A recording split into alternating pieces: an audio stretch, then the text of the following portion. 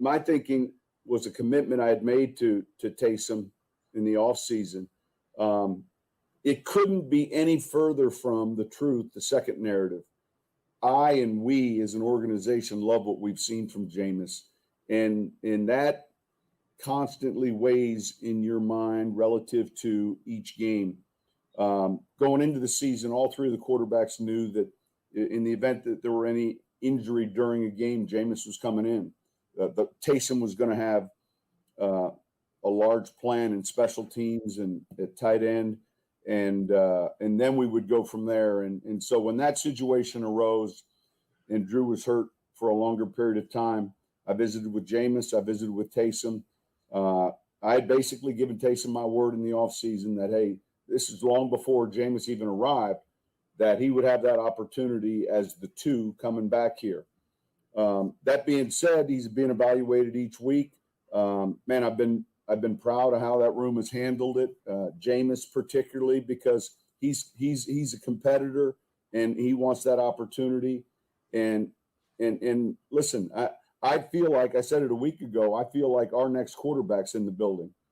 And one of the attractions for Jameis, and I understand it, was there aren't many places in free agency where you can go to a team and have a pretty good bet that quarterback like Drew is going to be playing in his last year. That doesn't exist. You go to a team and then hey, you're going to look for that opportunity to sometime be a starter. He's going to have that opportunity the minute Drew leaves, and both he and Taysom know that.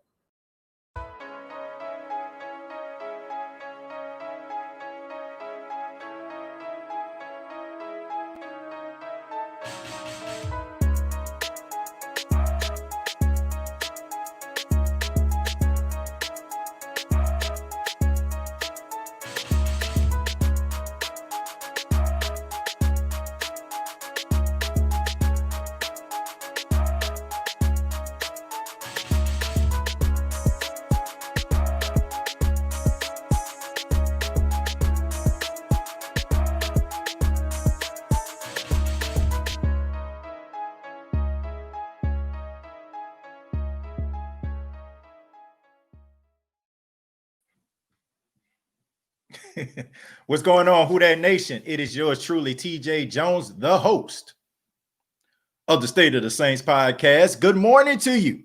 Hope everybody's having a good Thursday morning. I know a lot of people are probably trying to get up early. For those that don't have to work, trying to catch those malls and trying to get those Christmas gifts, man, before the weekend happens. And then you in that complete firestorm right there. But nevertheless, thank you so much for spending your Thursday morning with yours truly here on the State of the Saints podcast. And whether you're listening in your car, you're listening at work, or in the comfort of your own home, thank you so much. On this edition, we're going to be talking about Jameis Winston. That's right. We're going to be talking about Jameis Winston, and we're going to be answering the question, can Sean Payton resurrect Jameis Winston's career? That's the question of the day. Can Sean Payton resurrect Jameis Winston's career? And the reason why we came up with this topic is because, of course, what I played at the beginning of the podcast. It was the interview that Sean Payton did with Huddle and Flow with Jim Trotter and Steve Weish. And I'm pretty sure some of you probably heard a few clips of that that I posted on a previous episode of the State of the Saints podcast. But we never really went in depth, and I never really broke things down for everybody to understand, like, why I feel like we should give Jameis Winston an opportunity here in New Orleans. And I know a lot of people, we are prisoners of the moment here in the Who Dat Nation, whether we want to admit it or not. A lot of us want to pretend like we just know how to evaluate talent. As much football as I watch, man, I can truly say that I don't have all the answers. But I do feel like we in the Who Dat Nation need to give Jameis Winston an opportunity. And I'll speak on that just a tad bit later. But I want to say thank you to everybody that's following into the chat. Thank you so much for allowing the State of the Saints podcast to be a part of your day.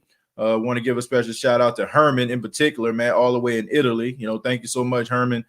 Thank you so much to all the familiar individuals. Tier 1, shouts out to you, man. I heard that you got out the hospital. So Man, I hope that you make a speedy recovery. You were dealing with COVID-19. Shouts out to Tier 1. Shouts out to Chemo. Shouts out to Jerry Poor. Shouts out to Sir Rogers, Charles, Domingo, Carla. Thank y'all so much, and so many others that's falling in right now. But the question, can Sean Payton resurrect Jameis Winston's career? I really feel like Sean Payton can resurrect Jameis Winston's career just for the simple fact that I have a lot of confidence in Sean Payton. I think that Sean Payton can help Jameis Winston see the field better. I feel like he can help him by allowing Jameis Winston to kind of work towards his strengths and not his weaknesses. First off, we have to understand something, right? Jameis Winston was the first pick overall. He was the first pick overall in the 2015 draft. He was the number 1 overall pick. And Jameis Winston went to a Tampa Bay Buccaneers team that was struggling. But let me backtrack, okay? If you have the first pick in a draft, 9 times out of 10, you stink, okay? Unless your GM just made one heck of a deal that involved a trade and, and you traded with the team and that team was bad and you end up getting their draft pick. 9 times out of 10, if you are a number 1 overall pick, you're going to an organization that's not very good. And with you being the number 1 overall pick, it comes with high expectations. When you are the number 1 pick, everybody expect for you to get that stench of mediocrity or terribleness, or terrible play out of their organization. And when Jameis Winston went to the Tampa Bay Buccaneers, high expectations, right? Because he is the first overall pick. When Jameis Winston went to Tampa, he didn't have a running game. He didn't have an offensive coordinator that supported him. He didn't have an offensive coordinator that can help him develop. He was under Lovie Smith at the time, if I'm not mistaken, and he had a pretty decent year. You know what I'm saying? He had a pretty decent year. I mean, he had maybe 14 interceptions. Like, don't quote me on that, but it was something like that. And, Lovie Smith ended up, no, Lovie Smith wasn't there. I take that back. Dirk Cutter was there. And, he ended up getting fired in the process. Lovie Smith ended up getting fired. Dirk Cutter was there. And, Dirk Cutter, who is a decent offensive coordinator, we all can see that he wasn't really a really good, a really good head coach. And like I said, Jameis Winston had high expectations. Tampa Bay wanted him to go out here and be the savior of their organization. And that's a lot of pressure. And not to mention, you don't have a supporting cast around you. So I just felt like that was a recipe for disaster. So Dirk Cutter gets fired. In comes Bruce Arians. Bruce Arians, who's known as the quarterback whisperer, and he can do some really good things as a coordinator. But Bruce Arians is an extremely stubborn human being that just believes that his system is going to work, and it's not his system. It's the person that's running the system. You rarely ever see him take accountability, even when you have arguably the greatest quarterback of all time on your roster in Tom Brady. He's continuously throw him under the bus instead of him looking within himself and trying to figure out what can I do to better the situation. But Jameis Winston had him as a coach. Jameis Winston goes out there and plays so horribly that they end up bringing in Ryan Fitzpatrick and having Jameis Winston sit on a bench after he served a 4-game suspension. So he regressed in the process. And then the following year, when Ryan Fitzpatrick ended up going to the Miami Dolphins, he was the number 1 quarterback, Jameis Winston. And he went out there and he threw 30 interceptions. He threw 30 interceptions in one season. And a lot of people now are saying that Jameis Winston is terrible, because that's the way that we do things. But I want people to put this into perspective. You have to understand that coaching matters. I know we like to think that these guys are just super talented and they can just deal with the elements and they can just roll with the punches, but coaching matters. It matters, folks. No matter how you want to slice it, cut it, it matters. And when you look at players like Jared Goff, who had Sean McVay as his coach, who talks to him before the mic cuts out 15 seconds before the play clock goes to 0, who's always constantly in his ear, always helping him see the field. You look at people, that that like Patrick Mahomes, right? Who had a really good arm, a lot of arm talent, but Andy Reid put him in a position to succeed. You look at, Peyton Manning at the beginning of his career, who struggled, when Jim Mora was his coach. But then, he got Tony Dungy, and Tony Dungy surrounded him with good offensive coordinators and good quarterback coaches who stayed with him throughout his time in Indianapolis, and he resurrected his career. He turned those interceptions into positive play. So what I say is Jameis Winston has this opportunity to get better because Sean Payton will not allow Jameis Winston to do things that makes Jameis Winston uncomfortable. It's very important that guys go into systems that's friendly to their skill set. We seeing Carson Wentz struggle with it right now because Doug Peterson and his offensive staff don't really have the tools to help Carson Wentz succeed. So now the narrative is Carson Wentz forgot how to play football for some apparent reason. Jameis Winston can be a much better quarterback. And for all those people out here that's still looking at those 30 interceptions, once again, pay attention to the coaching. Pay attention to what was asked of Jameis Winston. And we also have to look at the fact of when Drew Brees first came to New Orleans, it wasn't like we looked at Drew Brees like we do today. There was a lot of skepticism about Drew Brees. We didn't know what to think about Drew Brees. Here we seen a 6 foot tall, 209-pound quarterback come to our organization, but we didn't know what Drew Brees could bring to the table because at the time, Drew Brees was battling it out with Phillip Rivers for a starting position. And a lot of us thought, well, dang, maybe he wasn't good enough, to beat out Phillip Rivers. So what makes us think that he's going to be better for us? And the rest is history.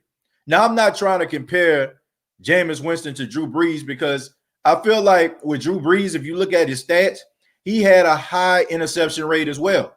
But the thing about it is he became a student of the game. He became a guy that was knowledgeable. He was a guy that stayed late. He was a guy that put the extra time in to make himself better. And when I look at Jameis Winston, I look at a guy who probably could have went to another organization, could have made a lot more money, and probably would have been playing at this particular time. But he decides to come to the Saints organization on a $1 million contract. He lost 30 pounds. He got himself into the best shape of his career. And he came here and humbled himself when he knew for a fact that he wasn't going to be a starter for the New Orleans Saints. So with that alone, I would say that Jameis Winston has become a better player in the process because anybody else would have said, I'm a starter in this league. Tampa wasn't that good. It's their fault. I'm going to go somewhere that appreciates me. And as you can see, there's a lot of mediocrity at the quarterback position around the league right now. And I'm pretty sure Jameis Winston could have been a much better quarterback, or I don't want to say a much better quarterback, but he would have been a decent quarterback or made another system better or probably won a couple more games for a struggling franchise. So all I'm saying is Jameis Winston has what it takes to be a starting quarterback. He has what it takes to become a better version of himself. And I don't know what people are talking about that just believe what people are saying about Jameis Winston. And I find that very hypocritical, Who Dat Nation. I find it very hypocritical because on one hand, we want people to understand how good the Saints team is right now. We're yelling from the rooftops. We're screaming. We're talking about the media, and we're telling the media, man, forget what y'all saying. This is a good football team. But the only narrative about the Saints is, yeah, but we, on the other hand, we listen to the media when they tell us that Jameis Winston is not a good quarterback. So what is it, folks? What is it? We can't have it both ways. We can't listen to the dialogue that we want to listen to validate ourselves. And then on the other hand, want to dismiss Jameis Winston in the process and use the media as our baggage. It doesn't work like that. So I say get a guy a chance, give him an opportunity to go out there and play. And I think that he'll play really well because he has an amazing skill set, man. He has great abilities. And I feel like with the right coaching, he can be a guy that can win a lot of games for a franchise.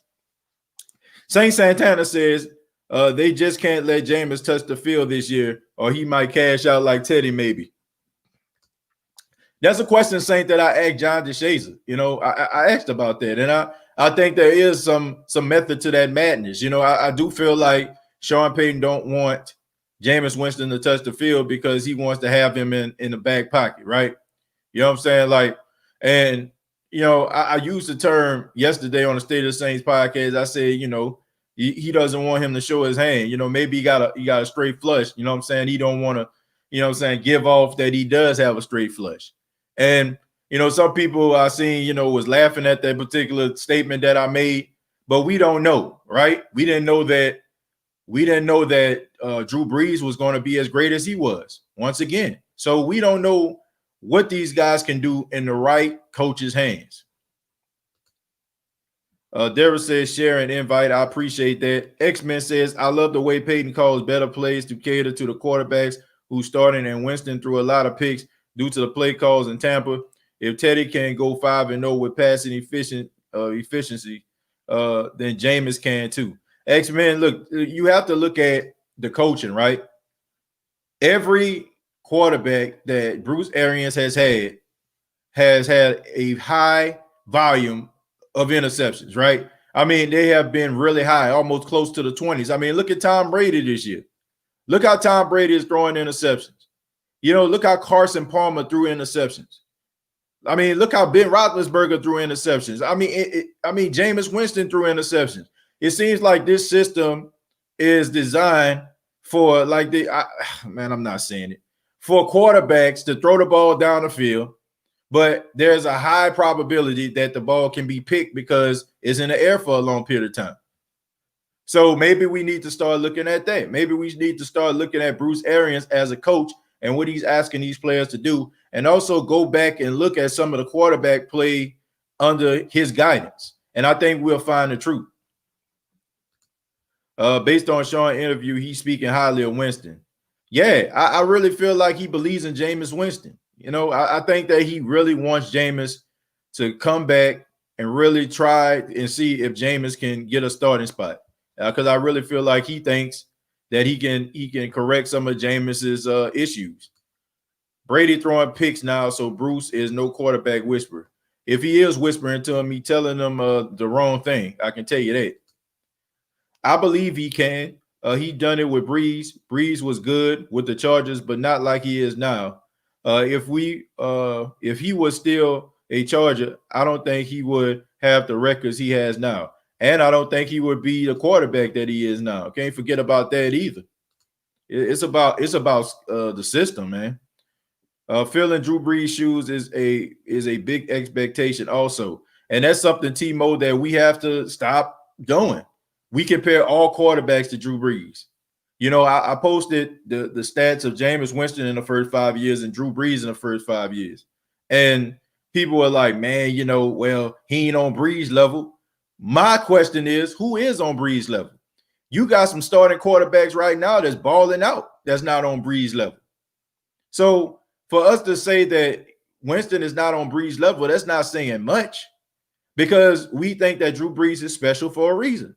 What we got to stop doing is we got to stop looking at Drew Brees, because regardless to who the quarterback is, whether it's Jameis, whether it's Taysom, whether it's somebody else, there is going to be a drop-off at the quarterback position for some time, because these guys are going to still have to be able to learn how to play the position at a high level and also understand what Sean Payton wants from them. So I think that we need to stop looking at Drew and comparing these guys to Drew Brees, because if you think that Drew Brees is grown trees, you think that you can just find a Drew Brees on every street corner, then you sadly mistaken. So it's going to take some time. And I think that we in a Who Dat Nation, we have become impatient. We become impatient, because Drew Brees has set the expectations and and a bar so high that anything that's not close to that bar or above that bar, we look at as just straight slow. We don't have the patience, because we never had to really have patience with Drew, because he always came through, So I think that we need to give these guys opportunities, and stop looking at them like they Drew Brees, because, Drew Brees is a one-of-a-kind athlete and a one-of-a-kind quarterback. What annoys me is when people trash Taysom Hill saying he's not accurate. I understand he fumbles a lot, but look at the stats compared to other backups. I want to see what Jameis has too. I will respect whoever Sean Payton decides to start, but don't trash Hill without knowing the facts of his stats first. Well, look, Casey, Taysom Hill, if you look at some of these other backup quarterbacks in the National Football League, you can't say that Taysom Hill is playing a tad bit better than those guys. But the thing about it is Taysom Hill needs to see the field better. Taysom Hill needs to stop holding on to the football. Taysom Hill needs to know how to line up his players. Taysom Hill needs to stop calling plays backwards. You know, fumbling and throwing interception and throwing these rocket balls and not putting touch on his passes. No matter how good you are, how many great qualities you have, right? For example, let's just say that I'm a good human being, right? For the most part, right? I do all the nice things and I smile and I'm friendly, but you find out, you know what I'm saying, that, you know what I'm saying, I'm out here messing around on my wife, right? You know what I'm saying? Like, you know, like, yeah, you doing all these things, but you're a terrible human being. You know what I'm saying? Like, look what you're doing here. You know what I'm saying? Like, you know, like I'm doing all these great things, but look at this alarming like thing that just stands out above it all. You know, I mean, look, I love my wife. Okay, I don't get it twisted. I'm just using that as an example, right? I didn't want to call nobody else out. But anyway, the thing is, like, that's an alarming, you know what I'm saying? That's an alarming situation. Taysom Hill can do all these great things, but turning over the football, it negates everything that you do well. That's all people remember. And you know what I'm saying? Like, not making the right reads, holding on to the ball too long is going to have you sitting on the bench.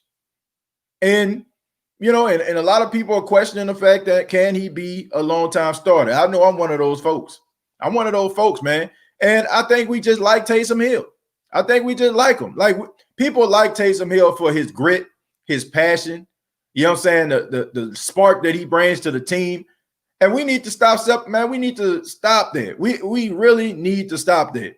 A lot of the times we don't evaluate players like fully because we have an emotional investment in those players.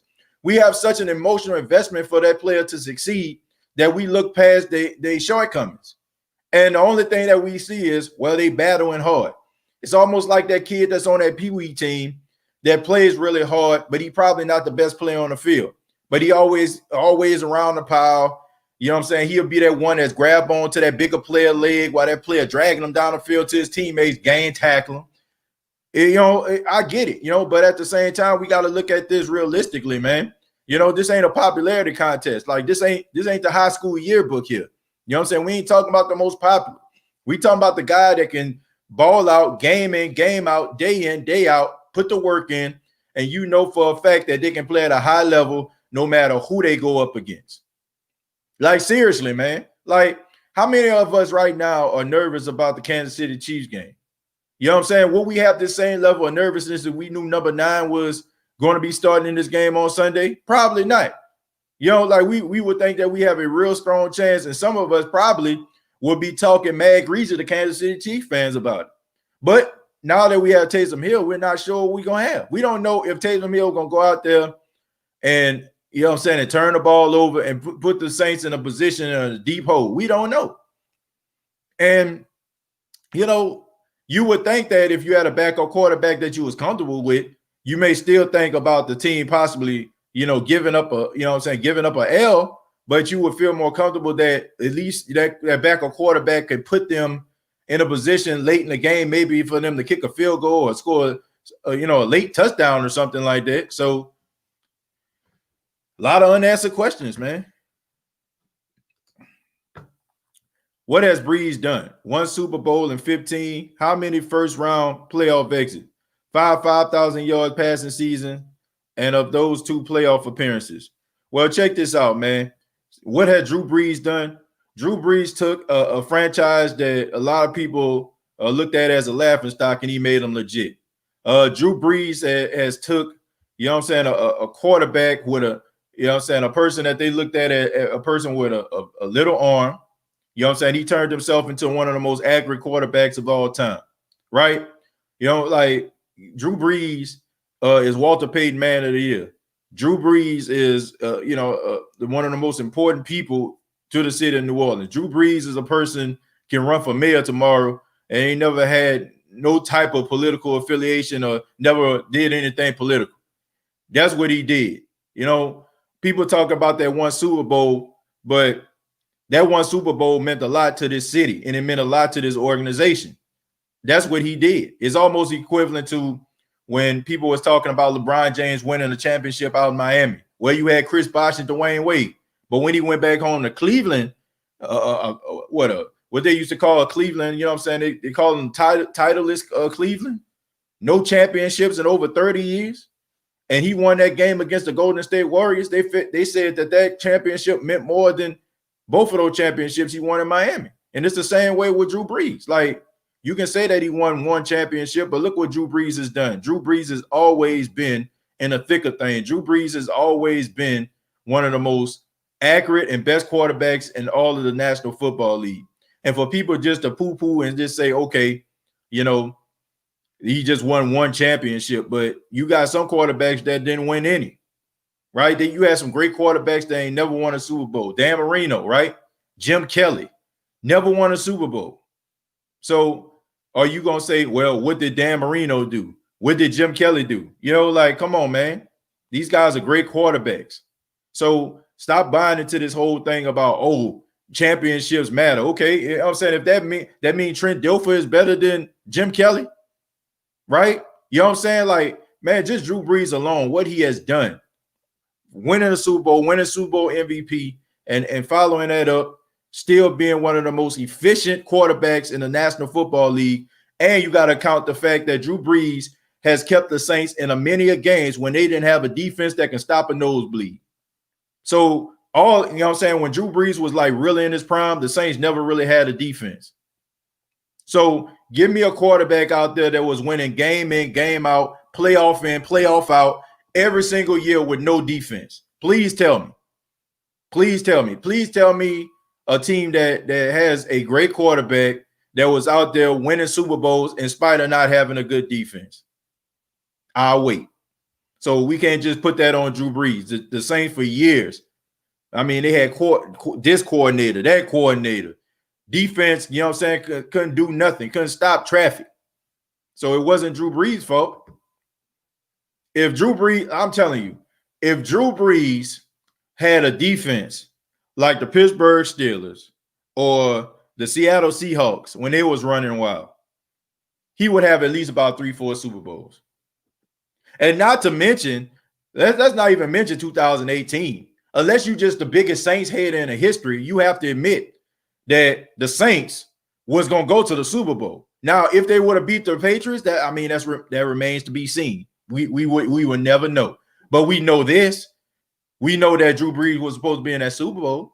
So regardless to how you want to slice it or cut it, I mean, the only people that don't feel like the Saints should have been in the Super Bowl are haters, because we all know that the referee should have threw the flag. The Saints should have took a couple of knees, kicked the field goal, got the hell up out of there, and went to the Super Bowl straight up. So if you gave him a defense, Drew Brees would have had at least 3 Super Bowl appearances. I don't know if you know what I'm saying, like maybe even 4. Maybe even 4. So that's my story, and I'm sticking to it.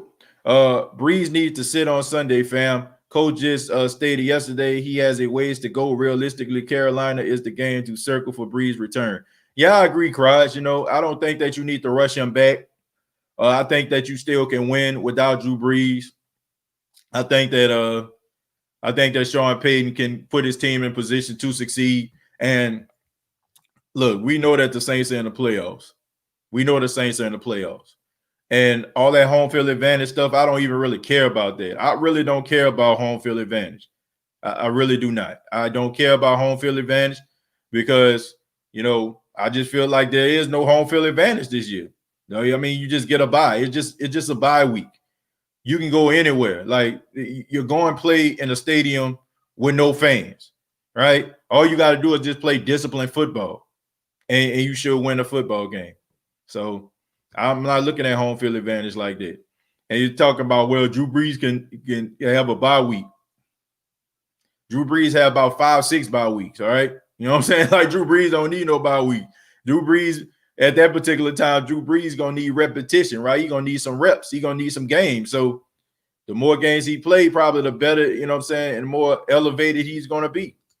Say, hey, TJ, how can I get one of those State of the Saints podcast hoodies? You go to teesprings.com, search the State of the Saints podcast, all right?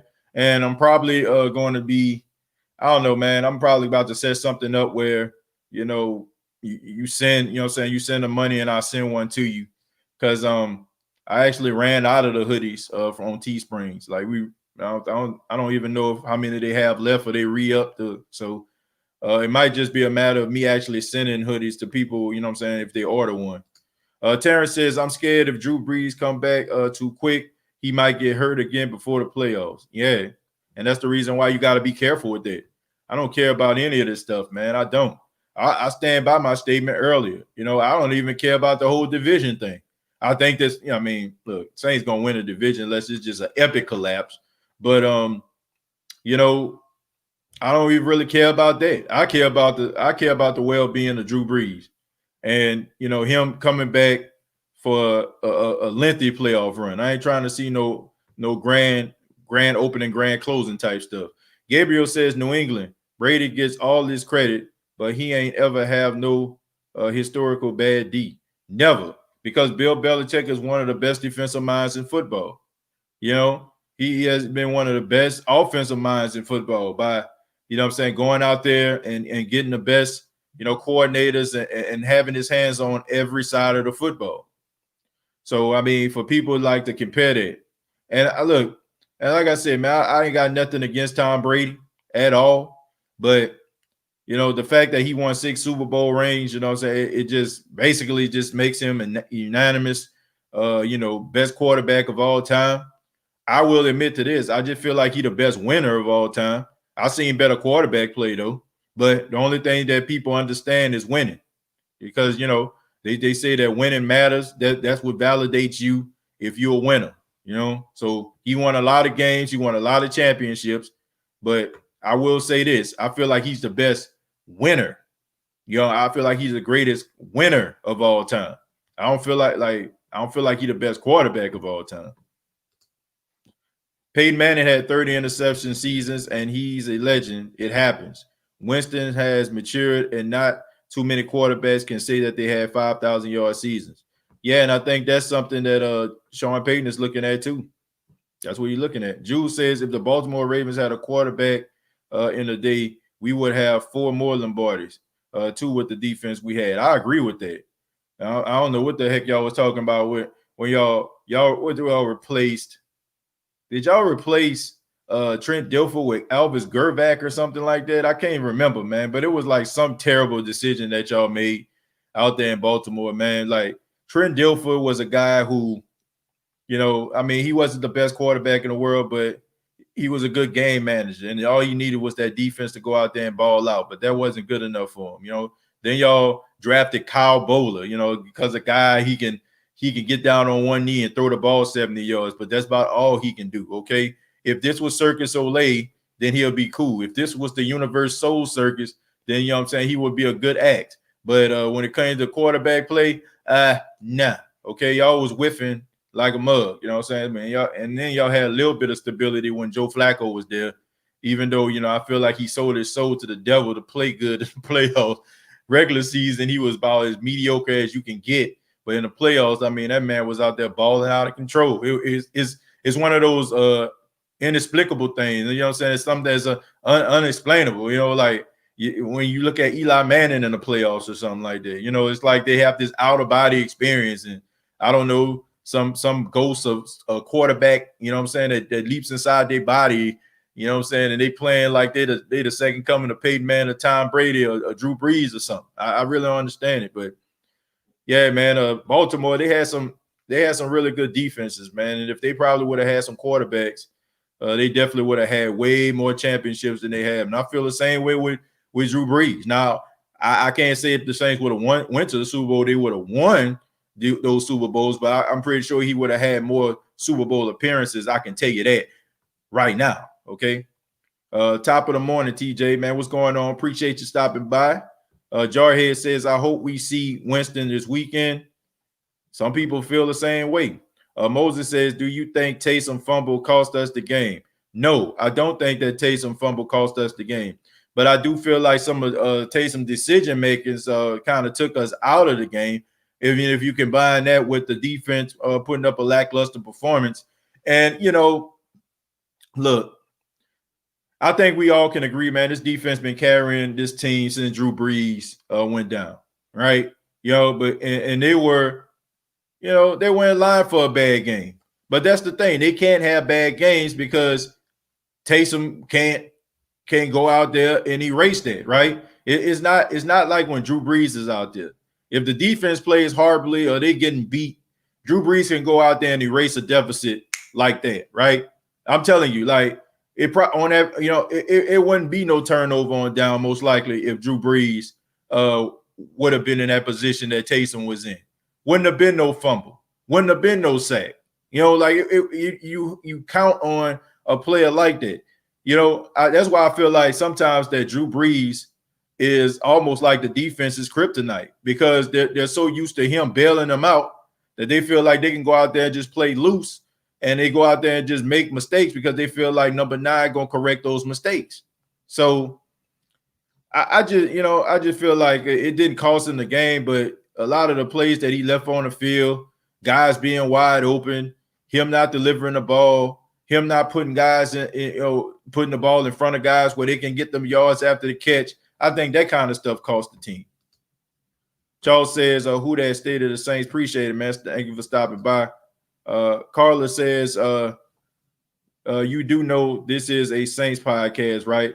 I guess you're talking about with the Baltimore fans. Well, Carla, look, it's rapid fire here on the State of the Saints podcast, okay? I mean, you can ask me about any team. I guarantee you. Like, I'm not trying to brag or boast, but I can talk about any team in the National Football League. I can talk about some of the things that they're doing, and because I watch a lot of football, so even though this is the State of the Saints podcast and somebody talks about another team, I definitely can give my take on it. I'm sick of seeing Taysom throw away the game. Every game he has played as a starter, he has turned the ball over. Yeah, I don't want to say he throws away he throw away a game because he only lost one game. Now, if you want to make an argument to say that, he turned the ball over, there ain't even no argument. That's a fact. Now, if you're saying he turned the ball over too much, I agree with you. For you to say, like, he costing the team the game, he only lost one game, right? So we can't, say that he causes the team games because he only lost one game as a Saints player, and he's not the only player on that field. Right now, the Saints beating Kansas City is about pride for the team and the fans. To say we beat Andy Reid and Patrick Mahomes if they played the way they played last week, I don't see them beating Kansas City. Patrick Mahomes and Andy Reid not easy to beat. Very smart, almost like competed against themselves, if that makes sense. Look, man, I'm not really into this whole Kansas City game like everybody else. I'm not. Because, I mean, honestly, it really don't affect the Saints. Let's just be real, man. If you're still looking for the number 1 seed, it's going to take a miracle, man. Looking at the degree of difficulty the Saints are up against versus the Packers, you have to say that they weren't going to get the number 1 seed. And even for the Saints to be in this position they are in right now is a testament to the greatness and the talent of the Saints coaching staff, right? For them to even be 3-1 without Drew Brees, for them to have 10 wins, right? And them to be one game away from winning the division. So I'm not really into this whole Kansas City Chiefs game like everybody else. I understand it's supposed to be like this measuring stick game and stuff like that. But if the Saints were to go out there and lose to Kansas City, I wouldn't really be too much bothered by it. I mean, I just wouldn't. I wouldn't be bothered by it. I'm more concerned about if they see Kansas City again down the line, which I think people are just anointing the Kansas City Chiefs as the Super Bowl champions already, which I don't even, if you want me to be honest, I don't even think they're going to go to the Super Bowl. I'm just being serious. They remind me a lot of the late 90s Minnesota Vikings team. Like, they can put up a whole bunch of points. They was extremely talented, but then they went up against a team that was rough, tough, and gritty. And, the team just went out there and beat them. That's the way I look at it. That's the way I feel what's going to happen to them. I feel like everybody going to be singing their praises. They're going to put up a whole bunch of points. But when it's time to go to the playoffs, when they play a team like the Buffalo Bills or they play against the Pittsburgh Steelers or something like that, teams that can come through and that can be intense and that can put pressure on your quarterback and, like jam these guys and really, see what these guys are really made out of, I think they might end up slipping up. That's just the way I feel about it. They remind me of that Vikings team. That's exactly what they remind me of. They remind me of those Vikings. Put up a whole bunch of points, went 15-1 and lost, and didn't make it to the Super Bowl. The Giants did. Don't mean to brag, don't mean to boast, but I like warm butter on my toast. Yeah, man. I mean, look, I'm a toast person myself, man. I say I like butter on the toast. Ain't nothing wrong with that. Good breakfast right there. Fran says there's no I in team. Last week our team lost. We need to come back as a team and get it done. Look, I think the Saints gonna be much better prepared than they were last week. I just feel like they just kind of laid an egg, man, and they just was like, man, we won 9 straight. We going up against this struggling team. Like, cut the TV off, stop looking at these press clippings and play the team in front of you. Play as if you don't know anything about this team. You know what I'm saying? The only thing that you did was, you study, you listen to your coaches, then you went out there. Stop looking at records. Stop looking at personnel. Just go out there and focus on what you can control. The Patriots played in a WAC division for years. That's the only reason they had success out against real competition. Now you get a losing record and no playoff hope. And this is the thing, for the first time, this was the first time that the Buffalo Bills, the Miami Dolphins, I can't say the Jets because they stink, but this is like the first time where they felt like they actually had the franchise guys.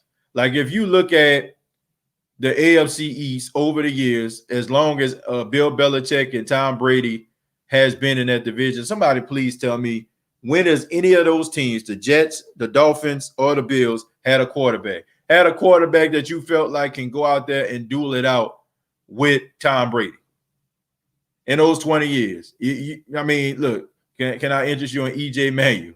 Nope. You know what I'm saying? Can I interest you in Yancey Thigpen? No, not yet. I don't know. You know what I'm saying? Thigpen. I can't think of his first name. I know I think it's Ryan Thigpen. No, right? You know what I'm saying? Can I interest you in Geno Smith?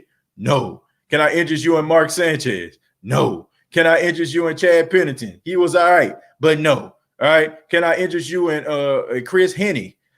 Nah. Okay. Can I interest you in Brock Osweiler? Nah. Right? So who the hell did they play? Who the hell did the Patriots play over the years? Who was he out dueling? And you can know one thing. You know for a fact, as a Patriot fan, you knew that you was going to win at least 8 games, right?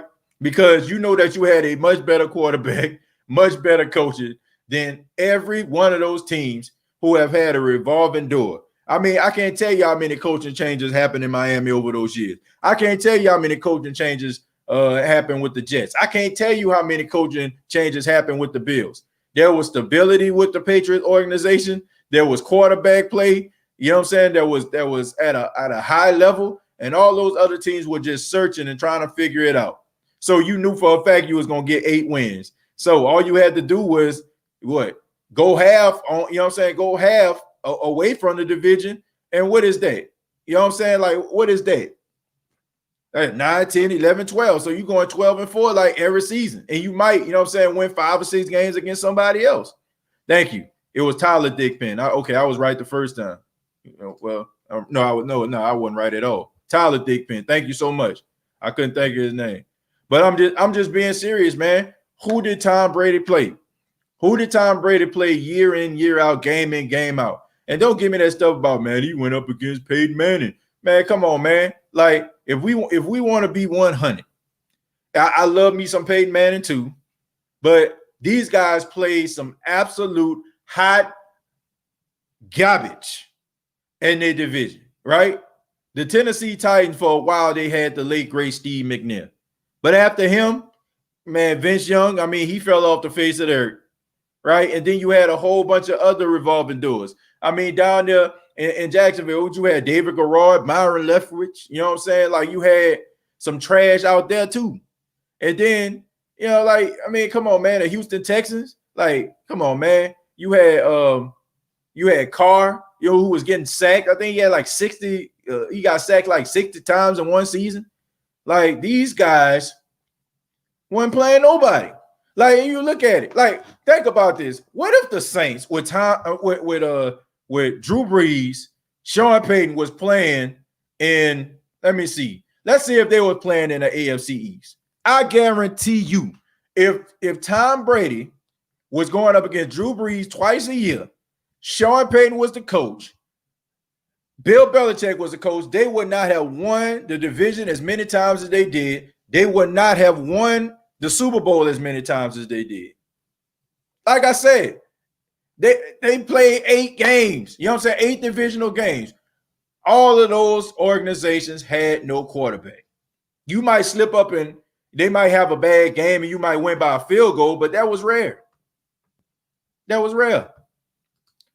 And Peyton Manning would always throw a clutch interception. Like I said, the only thing they had to do really was stop one another. That's it. That's all they had to do. You can throw Big Ben up in that thing, right? Big Ben would be, you know what I'm saying, in the thick of things every now and then. Depends on if they can actually muster up a defense. You know, they'll probably be in the middle of things. Baltimore will probably be up in there if they can muster up a defense. But when it came down to it, it's about the quarterback. It's about execution. So good defenses, but average quarterback play. The only thing these two dudes had to worry about was beating each other. And that came down to coaching. Those guys would guarantee at least 8 wins a game. I mean, 8 wins a season. So the majority of the time, you got to go about 10-6. You got to go about 10-6, right? So I don't know. TJ, this loser, Gotriot is so triggered. 16-0. Yeah, that was one season.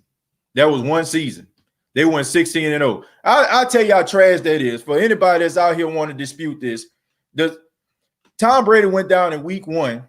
Matt Castle came into there, and they went 11-5. And they missed the playoffs because that was just a weird year. We all know if you go 11-5, then you're supposed to win the division. You're supposed to win the division. You're supposed to make the playoffs. These guys went 11-5 without Tom Brady as their quarterback because that division sucked. That division had no quarterback. For any, knock it off. Like, be real, man. You want to talk about the Patriots and you want to talk about the Colts. That's just fine, man. I'm not trying to poo-poo on Tom Brady or Peyton Manning as quarterbacks, but let's not pretend like they was going up against people like Drew Brees has went up against. Drew Brees and Matt Ryan, you can even throw Cam Newton up in that thing. You know what I'm saying? Like, there has never, for the exception of Tampa, I don't think you can find like 3 quarterbacks that has been in the same division that long, going up against each other, beating each other out. Like, seriously, go and take a look. Let me take a look here. Let's look at the NFC West. NFC West, you had the Cardinals. They was always changing quarterbacks. The Seahawks, until they got Russell Wilson, they were changing our quarterbacks. You know what I'm saying? They had like Hasselbeck and stuff like that, but you know what I'm saying? Like, they was having quarterback issues. The 49ers, man, I mean, need I say more? Right? I mean, it wasn't like you go throughout these divisions and find me a division like the NFC South where you had 3 elite type, you know what I'm saying, at one time or another quarterbacks. Cam Newton, Matt Ryan won league MVP. You got Drew Brees who won Super Bowl MVP. Find me a division that is more tougher than the NFC South year in, year out. And you know what I'm saying? You can say that the NFC South has been down over the last couple of years, but the NFC South has always been that division in football. They tried to make the NFC East be that division, but it wasn't. They tried to make the AFC East be that division, but it wasn't. Like, seriously, man. Like, the NFC South, for the most part, They destroy each other. There's a reason why they went a long time without one of those teams winning consecutive division titles. Anybody that don't believe that, they just being naive. They just being delusional. You act like I said our division is good, and you act like your division is good too. It is. The NFC South has been one of the best divisions in football for at least the past decade. Like it just started to go down because people are like rebuilding. But for the most part, like I said, you rarely ever seen back-to-back division title winners until like the late, you know what I'm saying, the late 2010s. That's when you start to see Carolina flex their muscle. That's when you start seeing the Saints flex their muscle. But like from like I say, about 2009 to about 2015, 16, they did not have the same team winning the division like you see with the Patriots, with the Colts. That division, like I said, you guaranteed 8 wins. Or you guaranteed 8 wins in the NFC South. Over the past decade, were you guaranteed at 8 wins in the NFC South? Heck no. Heck no. Lavelle said, Jerry says, saying to Lavelle, they lost. The lifestyle says the NFC South has way better competition than in the AFC East. I stand on that. I mean, that goes without saying. That's like the sky is blue and the grass is green.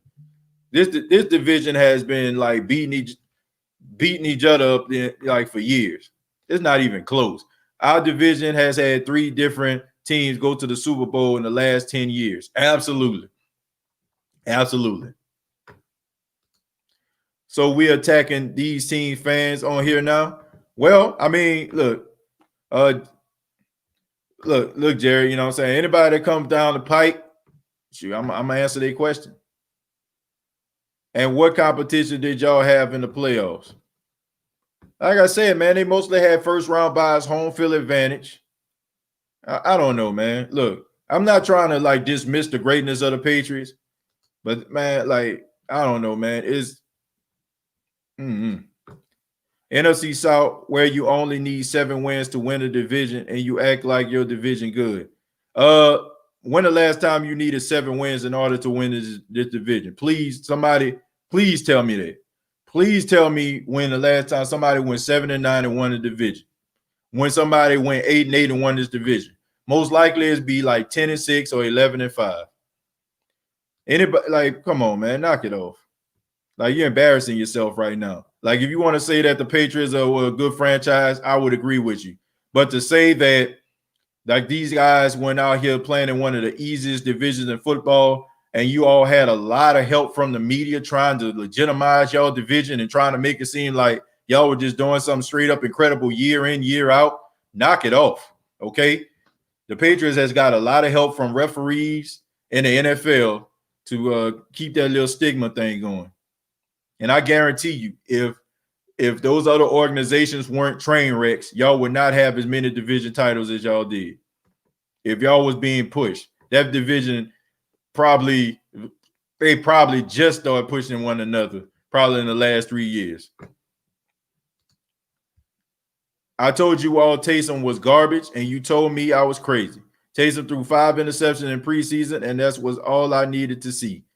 For you to say that Taysom Hill is garbage, I would say, Henry, man, you jumping way up out of the window. That window is wide open. I mean, you ain't even put your foot on the ledge. You just jumped clean up out the window. For you to think that Taysom Hill isn't a better quarterback than he was when he first got to the Saints, then I would say that you're sadly mistaken. Now, for you to say that this guy isn't good, I would say that that's a stretch too.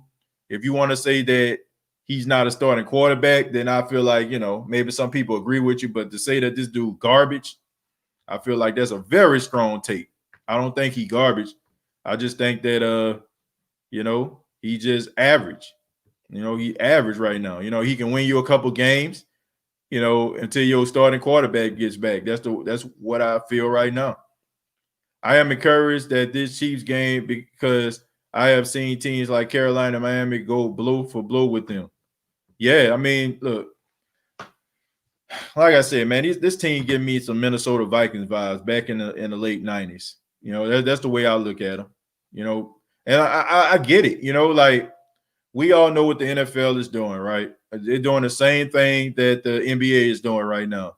They're talking about LeBron, but they're elevating like some of the younger talent like Zion Williamson and John Moran and stuff like that because they understand that the old guard is slowly starting to wind down and they need to talk about these other young guys to elevate the game. And it's the same way, you know, it's the same way with Patrick Mahomes and Deshaun Watson and Lamar Jackson because they know that the Tom Brady's and the Drew Breeses and even Aaron Rodgers in most cases, you know, are starting, you know, to be at the twilight of their career, and they still need those guys to be the face of the NFL, which Patrick Mahomes is slowly becoming that face. So, you know, I mean, I expect for them to talk about how great he is and how wonderful he is, and you know, it's about the entertainment aspect of it. You know, people don't want to see nothing vanilla. People want to see excitement. People want to get their socks knocked off every time something happens. That's the reason why they put so much emphasis. Oh, Patrick Mahomes with the no-look pass. Oh, Patrick Mahomes threw the ball with his left hand. Did you see him throw the ball off his back foot? I mean, he just missed his defender, but wow, what an arm. You know what I'm saying? Like, regardless to what he does, you know, like it just amplified. Which I understand, like he deserves all the credit in the world. He's really, really good, but for them to make it seem like the Saints don't have a chance is laughable. It's absolutely laughable. And now the narrative is about who the Saints beat. At first, it was the Saints weren't going to beat Tampa. Then it was like the Saints going to beat Tampa the first time. They ain't going to beat them again. Then it was like, oh, it was more what Tampa did and the Saints didn't do. Then, oh, you know what I'm saying? The Saints defense one of the best in the league, but they played this team and that team. And now, you know what I'm saying, if they just so happen to beat the Kansas City Chiefs, now it's going to be talking about what they're going to do in the playoffs. Look, what the Saints are right now is one of the most hated teams in the National Football League because nobody wants to give this team any type of credit, right? Because, like I said, they just don't consider the Saints' excitement. Their pedigree and their legacy isn't as enriched in success as some of these other franchises. You know, they're not a nostalgia act like a Green Bay Packers or Pittsburgh Steelers. And like I said, they just destroy the natural order of things. They you know, I guarantee you, like they cannot wait for something like Drew Brees to retire where they feel like the Saints might fall back and they don't really have to address them anymore because that's the way they look at it. I mean, I've never seen media people just come out in droves to try to discredit a team. You know, like this team won 9 straight games and they act like everybody can do it. You know, how many years have we seen them like act as if Drew Brees, like I said, grown trees, like anybody can just go out there and be as accurate as Drew Brees. You know what I'm saying? That can put their team in position to succeed like Drew can. You know, like it's ridiculous, right? But if it was another franchise, if Sean Payton was the head coach of the Green Bay Packers and Drew Brees was the Green Bay Packers quarterback, I mean, he would probably be the next best thing since sliced toast bread. The Saints just messed up the natural order of things. They don't want to talk about the Saints. They want to talk about Tom Brady. They want to talk about Patrick Mahomes with the no-look passes. They want to talk about Lamar Jackson out there being extremely elusive. They want to talk about Josh Allen throwing the ball 60 yards. That's what they want, man. I mean, the Saints are like boring. You know, nothing really comes out of Metairie. You know, you don't really hear that much about them. Anytime, you know, the media gets a story about the Saints, all of a sudden it just goes away. They don't like that. They like controversy. They like what's going on in Dallas. They like seeing Jerry Jones come address the media after every game. You know, they like all that stuff. The Saints don't fall into that category. And for that, I don't care because they are one of the most consistent franchises in the National Football League, and that's something that you can't take away from them right now. The NFC West has had all 4 teams in the Super Bowl in the past 12 years. Yeah, that is true, man. The NFC West is a really good division. They really are. They're a really good division. You know, I think that right now they're the best division in football. Don't throw Winston in a bad situation against the Chiefs and have everyone say he can't play anymore. Yeah, I mean, but I don't think you're going to see him. I think they're going to roll with Taysom. I'm gonna move on to somebody else, man. You know, the Patriot fan, man. I love you, man. Appreciate your feedback, but I want to make sure I get other people's opinions. Exactly. Saints are the most hated, no love on the media. But when we lose, everybody talk down on us. But when we win, no love. Exactly. You know, it's almost like, it's almost like the Cleveland Browns, right? Like the Cleveland Browns with a 9-4, which is extremely impressive, right? I mean, the Cleveland Browns have been a doormat in the National Football League. These guys are about to make the playoffs. They're about to make the playoffs, and nobody is talking about the Browns. Nobody's saying nothing. But if the Browns go out there and lose and they get beat, then all of a sudden, oh, what's going on with Baker Mayfield? Oh, he doesn't connect with his players. Oh, you know what I'm saying? It's like they have like their agenda, right? It's like when a team wins that they like, they just put them way up here. Like the Bucks won on Sunday, right? They beat the Vikings. But they make it seem like it was just the most impressive victory in football or something. Like, if you go back and look at that game, it was like, if you want to talk about, it was more about what a team did, more so what the team that won did. My goodness. I mean, Dan Bailey basically hand-wrapped, you know what I'm saying, that game to these guys. You know what I'm saying? Like, gift-wrapped it to them. Merry Christmas style. Like, but nobody will say anything like that. They don't talk about that. They don't talk about that type of stuff. They'll talk about, who the Saints beat, but they won't take into account how the Saints have had like so many starters miss games this season. How they went to Detroit and they went out there without their number one or number two corner. How, Michael Thomas didn't play in like 6 weeks. How Emmanuel Sanders was out with COVID. How Teron Armstead was out with COVID. How all of these different situations have occurred, and yet the Saints still find themselves in the thick of things. It is absolutely amazing to me. But they won't do that because the narrative right now is the Saints can't win the big one. That's the narrative. And you take it and they want to run with it. So anytime that the Saints go out here and win, I've seen that trend. If they go out there and win, you never really hear about them. Like every Sunday, when I'm at work, I'm listening on my headphones and I'm listening to Football Night in America. It's like this little segment that they do after like every Sunday night game. And it's probably about 20 minutes. I think the Saints end up beating the Falcons. And this was like when they were on their 9-game winning streak. Crickets. When the Saints lost to the Philadelphia Eagles, they was like in the top spot on every single media show. They were like at the front. Oh, the Saints lost to this team. What's going on? Like every time they lose, they lost when they lost to the Raiders. Oh, the Saints. It's Drew Brees. It's over for him. It's over for the Saints. It's like every time the Saints lose, they always are always at the front of the news. And then when they start winning, like you never see it. You never see them. You never see them talked about at all. And if they do talk about them, it's like nothing they do is impressive. But it's funny because if you want to elevate the Tampa Bay Buccaneers, aren't they playing the same exact schedule as the Saints?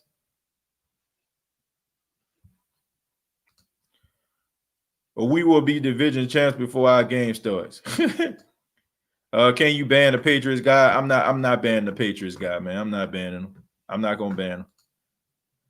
I'm not. What is he saying? What is he saying to get banned? Because I don't know if he using profanity or something like that, then I'll ban him. But if he just expressing himself and saying all that stuff, then fine. Let me see what he's saying. Saints own NFC South because every team in y'all division has a losing franchise record. Losing franchise record. I don't get that. I don't get that. Okay, so what he's doing right now is just basically just saying stuff that don't make sense. Okay, I mean, look, if you're gonna talk, you gotta have some. You gotta come with some stuff, man. That's opinion. Let me see. Somebody said ban him. NFC South more than I wish I were in the NFC South more than anything. Okay. Well, somebody said because he can't even spell. Look, man, I'm not banning anybody unless you like using profanity or something like that, man. Look, I feel like everybody have a right to their opinion. I'm not gonna ban them as long as you ain't using profanity. And you know what I'm saying? Like if he's saying those things, man, it seems like to me like he frustrating a lot of people in here. Y'all got to come hard, I guess. TJ, did you see Brandon Marshall on the NFL Network saying the Saints window is closed? And trash talking Emmanuel Sanders saying he's overrated. Sound like Brandon is more so that the Saints didn't keep him. I don't care what he's saying, man. I mean, he's been proven wrong on several occasions. He's been proven on several occasions that he don't know what he's talking about. So I'm not impressed. And like I said, man, these guys are trying to keep jobs. Like these guys are trying to give you hot takes so they can stay working, man. I don't buy into this stuff, man. I don't buy into these things. Yeah, this guy, he was talking, it was on Pat McAfee podcast. It's available on my Twitter page, State of Saints, at State of Saints, if you want to see it. But I mean, he was just talking about Drew Brees, talking about he think Drew Brees is a pompous a-hole, and you know what I'm saying? Like Drew Brees need to go ahead and retire. You need to get out of here. And I'm like, where did this come from? You know what I'm saying? I mean, just basically just start bad-mouthing the guy for no reason. Like guys just do stuff like that because, you know, they just want to have hot takes. They want to be relevant so bad. They don't really have talent. They don't really do any research. They don't really have any type of facts to support that. They just want to kind of stir the pot. You know, I'm glad that I'm not trying to be that person. And honestly, you're not going to last long anyway. You're not going to last long if you continue to do your career like that. So, I mean, everybody wants to be Skip Bayless. Everybody want to be Stephen A. Smith.